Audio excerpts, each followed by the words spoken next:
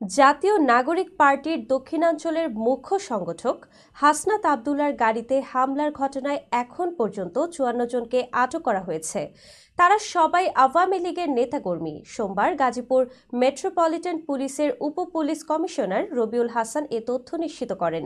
তিনি জানান, রোববার সন্ধ্যায় এনসিপি নেতা হাসনাত আবদুল্লার উপর হামলার পরপরই দোষীদের শনাক্ত ও আটকে পুলিশের একাধিক দল অভিযানে নামে।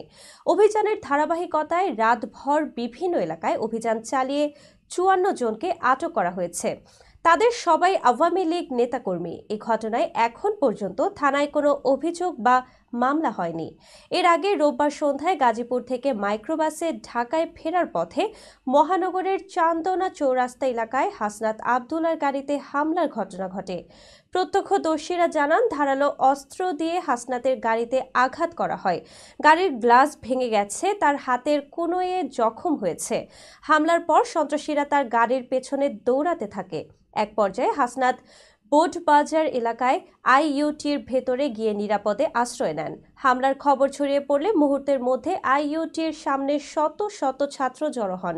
এর মধ্যে তিনি নিরাপদে ঢাকায় চলে যান। পরে সেখানে বিক্ষোভ মিছিল করা হয়। রাত ৯টার দিকে চান্দনা চৌরাস্তা এলাকায় মশাল মিছিল বের করেন সংগঠনের নেতাকর্মীরা। হামলাকারীদের দ্রুত গ্রেফতার করে বিচারের দাবি জানান তারা।